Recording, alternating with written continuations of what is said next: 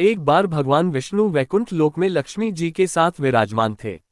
उसी समय उच्चैःश्रवा नामक अश्व पर सवार होकर रेवंत का आगमन हुआ।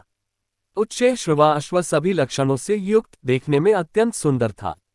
उसकी सुंदरता की तुलना किसी अन्य अश्व से नहीं की जा सकती थी।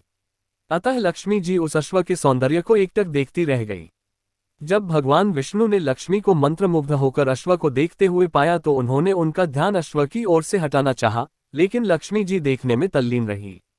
भगवान विष्णु द्वारा बार बार झकझोरने पर भी लक्ष्मी जी की तंद्रा भंग नहीं हुई। तब इसे अपनी अवहेलना समझकर भगवान विष्णु को क्रोध आ गया और खींचकर लक्ष्मी को शाप देते हुए कहा, तुम इस अश्व के सौंदर्य में इतनी खोई हो कि मेरे द्वारा बार बार झकझोरने पर भी तुम्हारा ध्यान इसी में लगा रहा, अतः तुम अश्वी हो जाओ।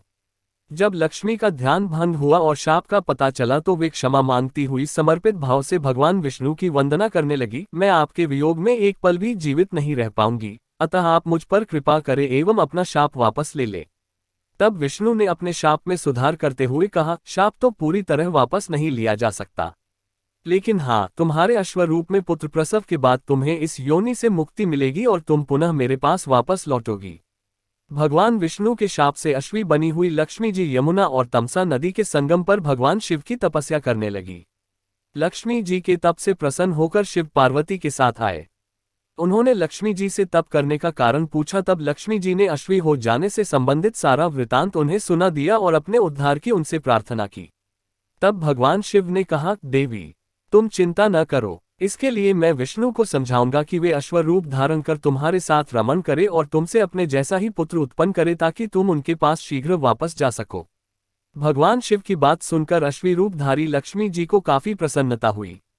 उन्हें यह आभास होने लगा कि अब मैं शीघ्र ही शाप के बंधन से मुक्त हो जाऊंगी और श्रीहरि विष्णु को प्राप्त कर लूंगी। भगवान शिव वहां से चले गए। अश्वी रूपधारी लक्ष्मी जी पुनः तपस्या में लग गई।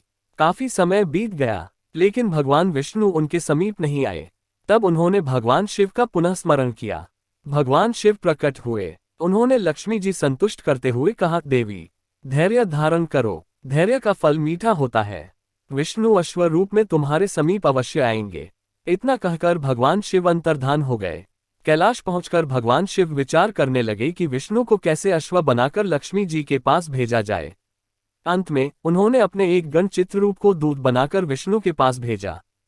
चित्ररूप भगवान विष्णु के लोक में पहुंचे। भगवान शिव का दूत आया है, ये जानकर भगवान विष्णु ने दूत से सारा समाचार कहने को कहा।